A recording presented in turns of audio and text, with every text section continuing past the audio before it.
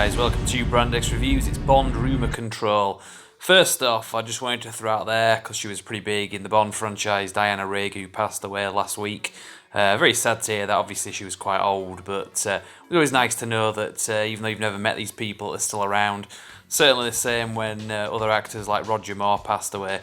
Big fan of Diana Rigg from The Avengers. I've actually been re-watching a lot of the old episodes recently.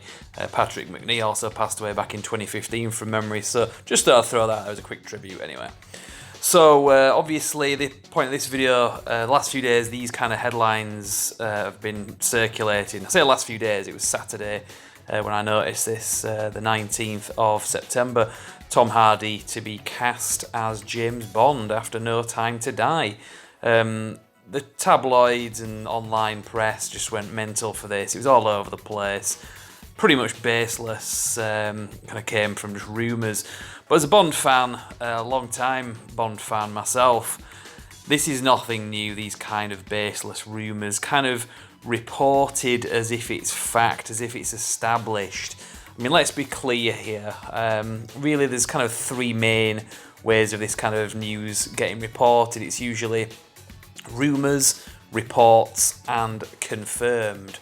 Rumours are obviously internet-based, usually just talk. There are reports, that's usually when some outlet like Entertainment Weekly or whatever gets an inside scoop and puts their reputation on the line. Then you've got confirmed when an actual studio announces something. This is not really even reported, it's just rumour. Seems to me like this originated from the bookies industry, talking about the odds of this and that, who's going to be the next Bond. But it's absolute rubbish. I'm not saying Tom Hardy will never be James Bond, but from the information that we've got to go off, I mean, to be fair, I probably would go fairly far and say it's highly unlikely that Tom Hardy's ever going to be Bond. But again, this is just something that gets reported on.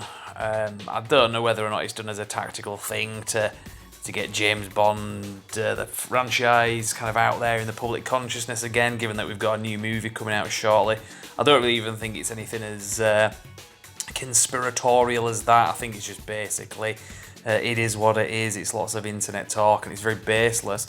But again, this is nothing new. It's kind of embarrassing how this kind of thing comes and goes over time, especially as a Bond fan. I get asked a lot by other people, what do you think about this latest thing, Tom Hardy's going to be Bond? Absolute rubbish. Seriously, don't ask me that kind of stupid question because it's baseless and we've seen it over the years. I remember back in the 90s when Robbie Williams, the singer, did a music video called Millennium back in 1998, and it kind of parodied the James Bond franchise. And because of that, some people started speculating and saying, "Oh, does this mean he's going to be the next Bond?" Absolute bullshit. It's like, do you guys not understand how parodies work? And that rumour went on for years. That was in 1998, and it went on for a good decade. I remember it'd still come back. Oh, there was once talk about Robbie Williams, get it right, playing James Bond. Such bullshit. It was never going to be the case. He's not an actor, never was going to be that. But it's kind of remembered as if he was in the running or something. It was just mental. So now if Robin Williams had played Bond, that would have been quite hilarious, I'm sure.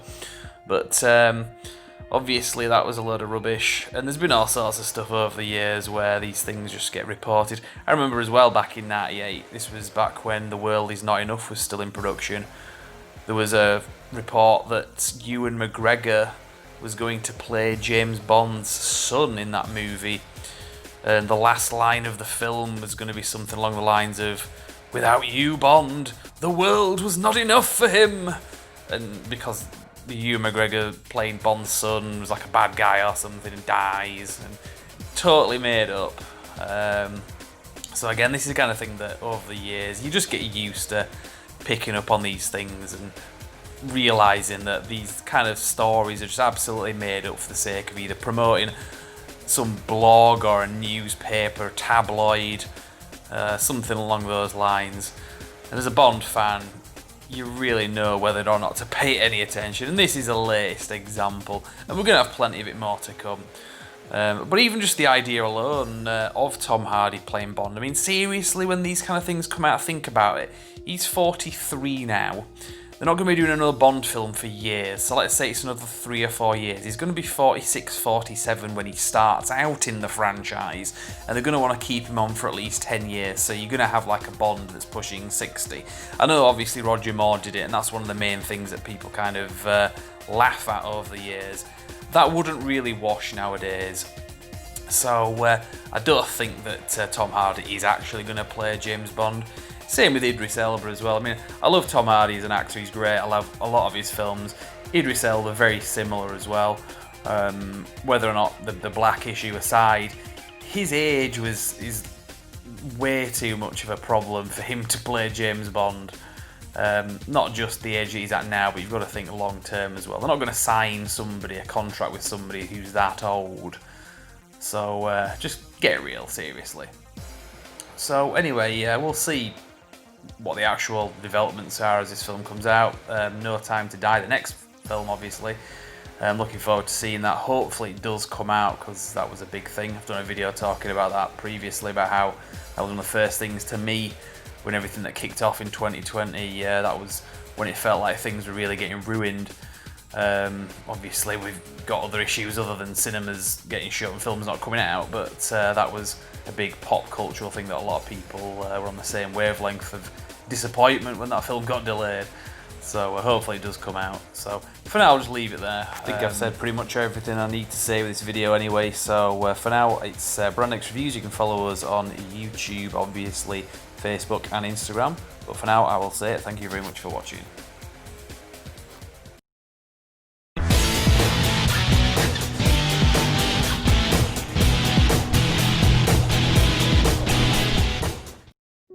Hi guys, currently in production. We are proud to announce that this year we are going to be doing the 8th annual Halloween BXR special.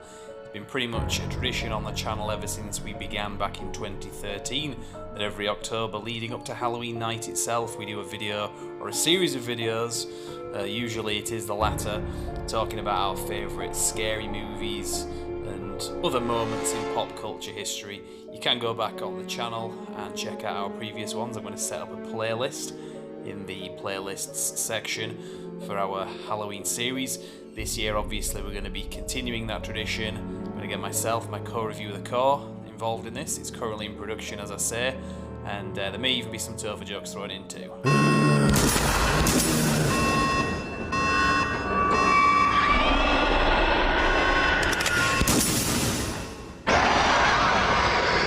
What do they call you, eh? What's your sacred name?